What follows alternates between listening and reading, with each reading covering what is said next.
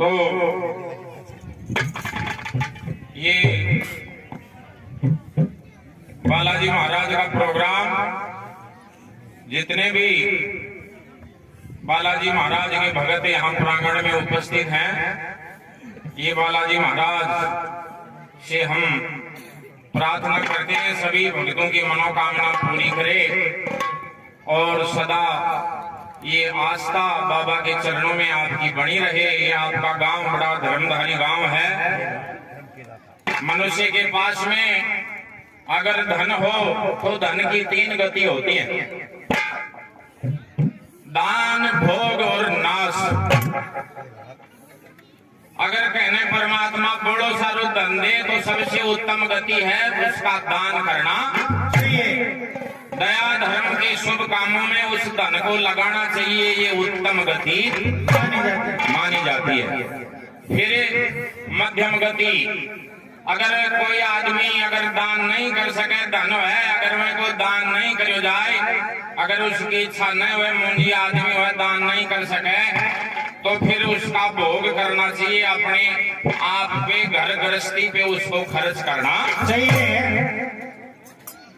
अगर घर गृहस्थी पे भी खर्च नहीं करे और दान भी नहीं करे तो फिर तीसरी गति है उसकी नाश।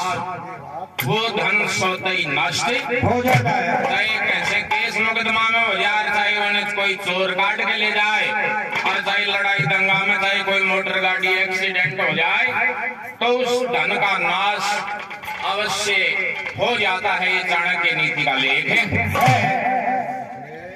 तो बुजुर्गों, अब ये बहुत हिंदू धर्म की ये सबसे पवित्र जगह है। बालाजी महाराज का ये मंदिर का प्रांगण है। यहाँ इंसान जो जैसी इच्छा लेके आता है उसकी इच्छा के अनुरूप ही बालाजी महाराज उसको फल देते हैं। तो एक छोटा सा एक रामायण के अंदर एक लेख है, उसका मैं 2-4 रागनी आपको सुना देता हूँ। देखो, संसार में बहुत से दानी हुए, मोर ध्वज हरिश्चंद्र कर्ण, राजा शिवी, राजा बलि, बहुत से महादानी हुए, लेकिन सर्वस्दानी सार्वभौम मंडल के ऊपर सर्वस्दानी एक ही नाम मिलता है, और वो कौन हुआ? राजा रघु।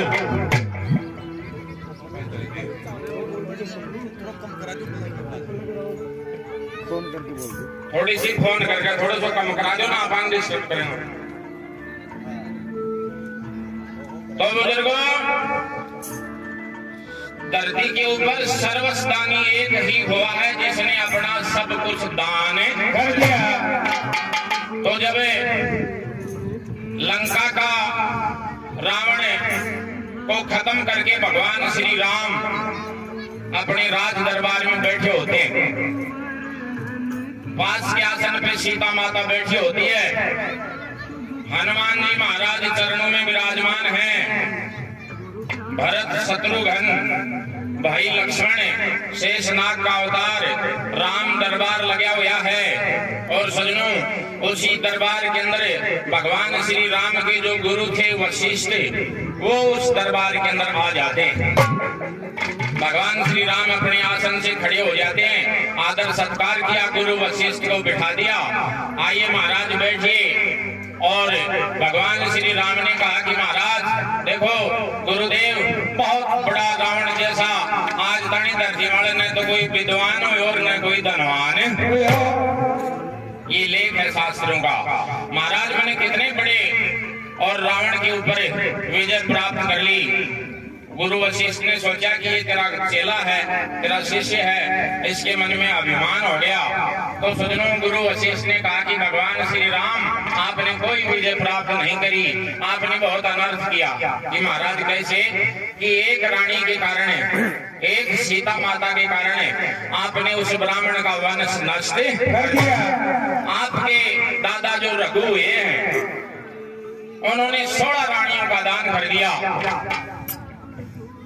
आपके दरबार, आप वैसे तो सूर्यवंशी हैं, लेकिन रघु के आने के बाद में और आपके परिवार के अंदर ये रीत चल गई कि रघुकुल रीत सदा चलाई, प्राण जाए पर वचन नहीं जाए।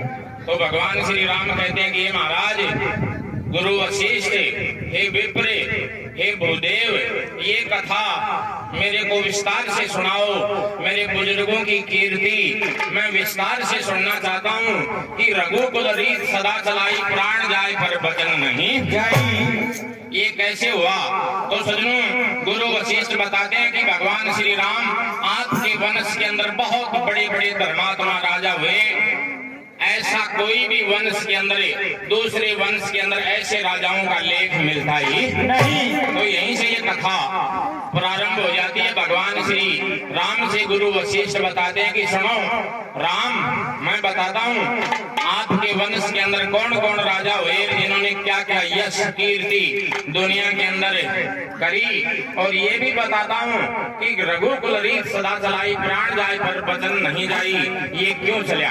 तो सज्जनों की बहुत धर्मधारी, बहुत मार्मिक कथा है। इसको सुनने से इंसान को परमानंद की प्राप्ति होती है और वो स्वर्ग का अधिकारी होता है। ये सबसे पवित्र कथा रामायण के अंदर है। तो मैं आपको सूक्ष्म रूप में दो चार रागणी इसकी सुनाता हूँ।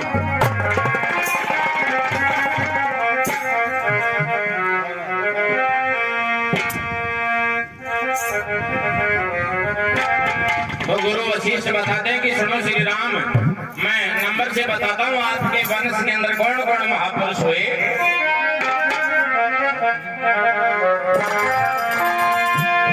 भाई सुनो राम, वो सिद्ध काम है, सुनो राम, वो सिद्ध काम है।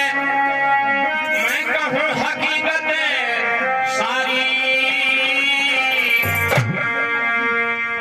थारे वंश में अंश स्वर्ग का, कई हो गए छत्रधारी। थारे वंश में अंश स्वर्ग का, हो गए छत्रधारी।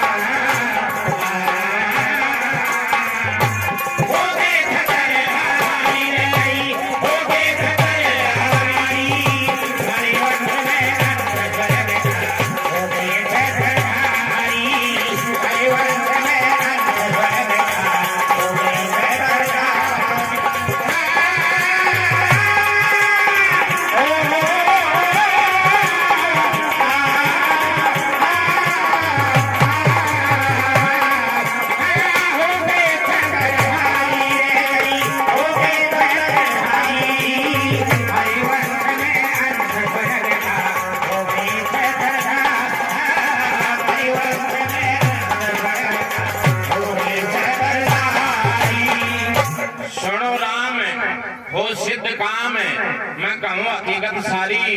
थारे वंश में अंश स्वर्ग का, कई हो गए छत्तरे। सुनो सबसे पहले कौन राजा हुआ आपके वंश के अंदर? थारे वंश में हरिश्चंद्र हुआ।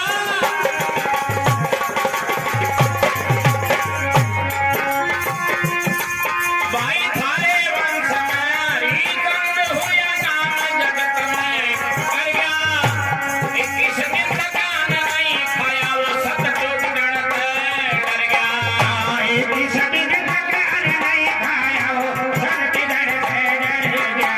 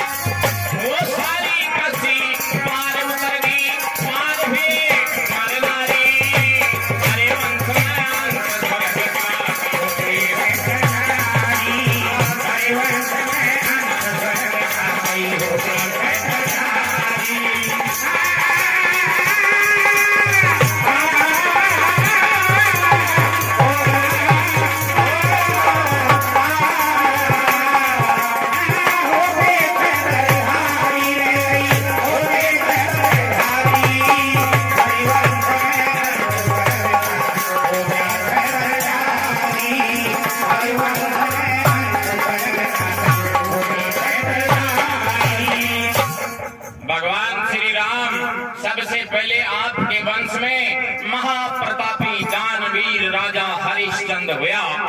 आपके वंश में हरिश्चंद्र हुआ जो नाम जगत में कर गया। 21 दिन तक अन्न नहीं खाया, वो सत टूटने तक डर गया। वह सारी काशी पार उतर गई, पार हुए नर नारी।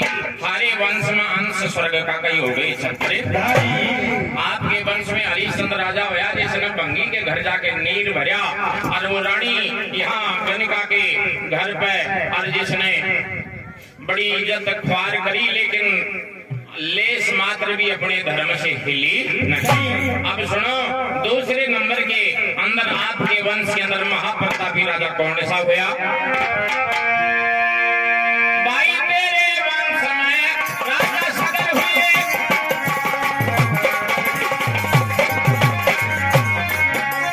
तेरे वंश में राजा सगर हुए, जाने जगत कहानी। तेरे वंश में भागीरथ हुआ, जाने जगत कहानी। राजा स्वर्ग का राजा सगर का लड़का था मैं, कहने वटले कहानी। राजा सगर का लड़का था कहानी। राजा सगर का स्वर्ग से जाके गंगा लाया। भाई स्वर्ग से जाके गंगा लाया, जाने दुनिया सारी। तेरे वंश में अंश स्वर्ग का होगे कंसरदारी। तेरे वंश में अंश स्वर्ग का होगे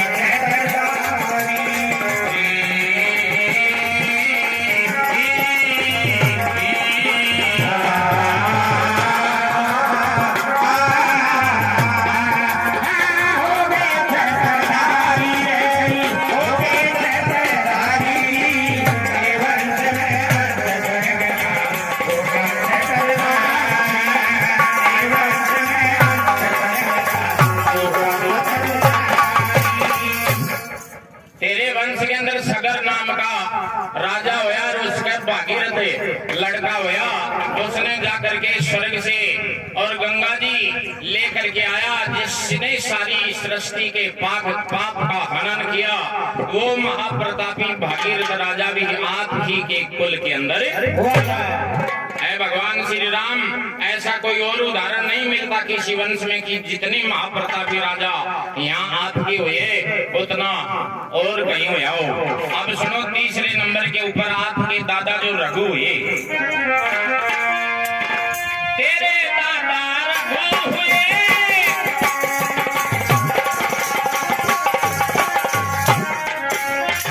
तेरे दादा रघु हुए, जो पर्दे धर्म कमाई। रघुकुल रीत सदा चलाई, दुनिया कहती आई। रघुकुल रीत सदा चले आई, दुनिया कहती आई। रघुकुल रीत सदा चले आई, दुनिया कहती आई। अब आगे की सुनो कहानी। अब आगे की सुनो कहानी, तुम सुन लो बारी बारी। हरे वंश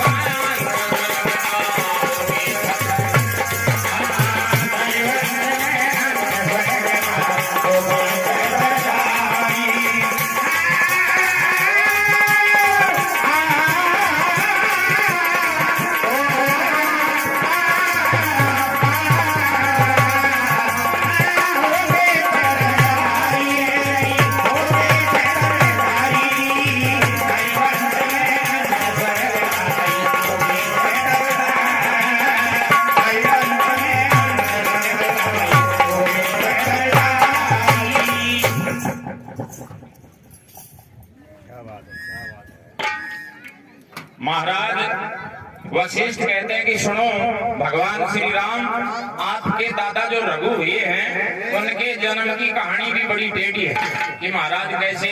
वो पूरी कहानी मेरे बुजुर्गों की, वो पूरा वृतांत और विस्तार से मेरे को सुनाओ। मेरे बुजुर्गों का यश, मेरे बुजुर्गों की कीर्ति मैं विस्तार से सुनना, तो कि तेरे वंश का स्वर्ग के अंदर सिद्धि के आधार पर सिद्धियों का तुम्हारे वंश के अंदर सदा से और उनका प्रभाव रहा है। तेरे वंश का सदा स्वर्ग में आना जाना रहा। तेरे दादा रघु का भी स्वर्ग में आना जाना था। एक बार तेरे दादा रघु स्वर्ग के अंदर जा रहे थे तो रास्ता के अंदर और कामधेनु गऊ चल रही थी। तो कामधेनु गऊ को और तेरे दादा रघु ने प्रणाम नहीं किया, नमस्कार नहीं किया। तो कामधेनु गऊ ने और तेरे दादा को श्राप दे दिया कि हरामजादे स्वर्ग के अंदर जा रहा है, तेरे को शिष्टाचार का पता नहीं। बेला में कोई बड़ो बुजुर्ग आदमी मिले तो उनसे राम राम कर लूं, लेकिन तू स्वर्ग में जा रहा है, तेरे को जाने का सिस्टम पता नहीं। तने मेरा अपमान किया है, तने मेरा प्रादर किया है, तने मेरा अनादर किया है। जाओ मैं श्राप देती हूँ कि आज के बाद में और तू वंशहीन रहेगा, तेरा वंश चलेगा ही नहीं। ये तेरे को मैंने श्राप दे दिया। तो सजनों, महाराज रघु और विचलित हो जाते हैं और सजनों थर थर शरीर कंपायमान हो जाता है। महाराज रघु का कि बहुत घोर श्राप दे दिया। तो सजनों, स्वर्ग में तो गए नहीं और वापस आ गए। और बुजुर्गों, वशिष्ठ से पूछा अपने गुरु से कि महाराज वशिष्ठ, मेरे को ये बताओ, मेरे को कामधेनु ने श्राप दे दिया और उसने ये कहा कि अन्यायी, तने मेरा अपमान किया है, तने मेरे को नमस्कार नहीं किया, जा मैं तेरे को श्राप देती हूँ, तेरा वंश आगे चलेगा ही नहीं। इस बात का छुटकारा कैसे हो? तो सजनों, वशिष्ठ महाराज ने कहा कि मैंने उसको उपाय बताया था श्री राम कि मेरे पास में कामधेनु की गऊ की लड़की नंदनी है। अच्छा, माँ का श्राप बेटी छुटा सकती है, माँ बेटी की बात माने जतरी बेटा की भी माने ही। एक काम करो, तुम नंदिनी की सेवा करो और वो इस श्राप से तेरे को मुक्ति दिला सकती है। तो 12 साल तक तेरे दादा रघु ने और उस गऊ को उबाने पका जंगल के मायने 12 साल तक उस गऊ की चराई करी, रखवाड़ी करी, पाड़ी बनकर ग्वाल बनकर 12 साल तक उस गऊ को चराता रहा नंदनी को। और बुजुर्गों, 12 साल के बाद में धर्म ने राजा रघु की परीक्षा लेनी चाहिए। तो सजनों, शेर का रूप करके, शेर का रूप धारण करके धर्म और सजनों उस नंदनी को जब खाने लगा गऊ को, तो सजनों राजा रघु ने कहा कि ये वन के राजा, ये मेरी माता है, मैं इसका सेवक हूँ, मैं इसकी माँ समझ के मैं सेवा करता हूँ। और जब तक अगर बेटा जिंदा है तो अपनी माँ को मरते हुए देख नहीं सकता।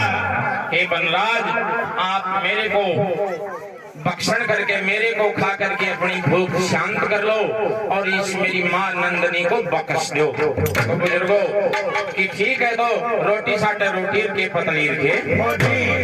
जब बुजुर्गों उस शेर ने ऐसे मुंह खोला तो वो राजा रघु ने उस शेर के मुंह के अंदर अपना सर दे दिया। तो बुजुर्गों, देवलोक के अंदर हलचल हो जाती है, देवताओं ने फूलों की बरसात करी और सजनों धर्म ने और बुजुर्गों खड़ा अपना असली रूप धारण किया कि आप अपने तप के अंदर सफल हो गए। जाओ, मैं आपको ये वरदान देता हूँ कि आप वनहीन नहीं रहोगे, आपका वन से चल जाएगा। तो बुजुर्गों, रघु के कौन होया? राजा दली।